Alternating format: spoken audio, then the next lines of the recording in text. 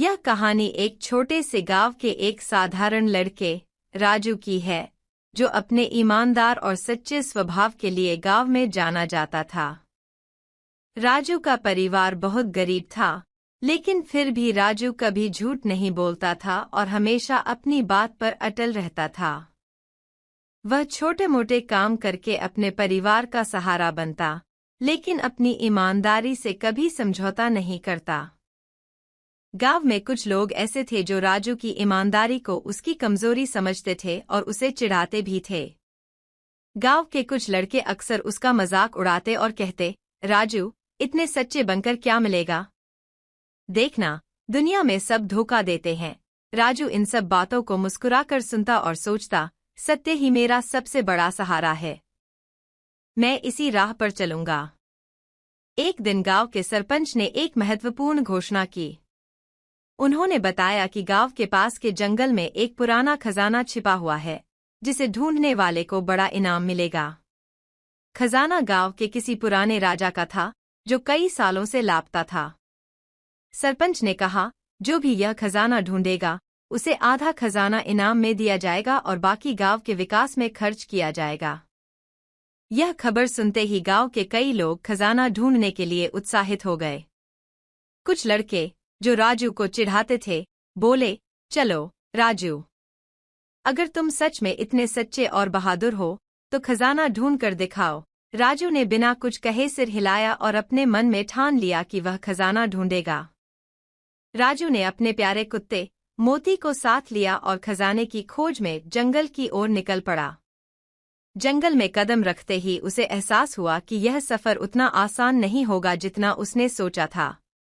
जंगल घना था और वहां हर कदम पर खतरे थे। पहले दिन राजू और मोती ने जंगल में कई कठिनाइयों का सामना किया। एक बार वे एक जंगली भालू के सामने आ गए, लेकिन मोती की सतर्कता और राजू की सूझबूझ से वे किसी तरह बच निकले। कई बार उन्हें सांप और अन्य खतरनाक जानवरों का सामना करना पड़ा, पर राजू हिम्मत नहीं हारा। उसने सोचा कि अगर उसके इरादे सच्चे हैं, तो उसे डरने की जरूरत नहीं है। कई दिनों की कठिन यात्रा के बाद राजू को एक पुरानी गुफा दिखाई दी। गुफा बहुत अंधेरी थी और भीतर जाने के लिए काफी साहस की आवश्यकता थी। राजू ने मोमबत्ती जलाई और मोती को साथ लेकर गुफा के अंदर गया। जैसे जैसे वह अंदर बढ़ता गया, उसकी उत्सुकता बढ़ती गई। अंततः गुफा के एक कोने में उसे मिट्टी में धंसा एक पुराना संदूक मिला। राजू ने संदूक को बाहर निकाला और उसकी कुंजी के पास ढूंढी। जब उसने संदूक खोला, तो उसकी आंखें चमक उठीं। उसमें सोने, चांदी और बहुमूल्य रत्नों का भंडार था।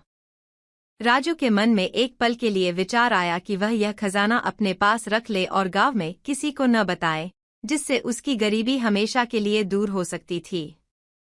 लेकिन उसी क्षण राजू के मन में उसके पिता की सिखाई हुई बातें गूंज उठीं। सत्य की राह पर चलने वाले को किसी चीज का डर नहीं होता।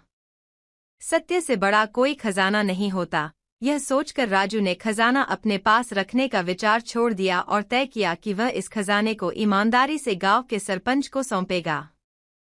जब वह खजाना लेकर गांव पहुंचा, तो गांव के लोग उसे देखकर हैरान रह गए।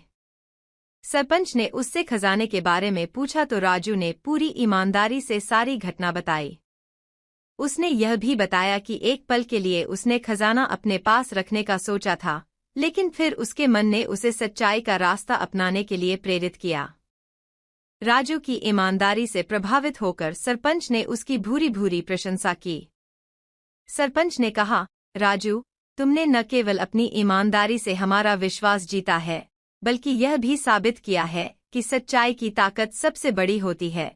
इसके बाद सरपंच ने राजू को इनाम में आधा खजाना दिया, जिससे उसका जीवन सदा के लिए बदल गया। राजू अब न केवल संपन्न हो गया, बल्कि गांव में उसकी इज्जत और भी बढ़ गई। गांव के वे लड़के, जो उसे चिढ़ाते थे, अब उसकी सच्चाई और ईमानदारी का आदर करने लगे। वे भी अब उसके जैसा बनने की कोशिश करने लगे और सोचने लगे कि ईमानदारी से बढ़कर कुछ नहीं है। राजू की कहानी से हमें यह सीख मिलती है कि सत्य और ईमानदारी की राह कठिन हो सकती है, लेकिन अंत में उसका फल अवश्य मिलता है।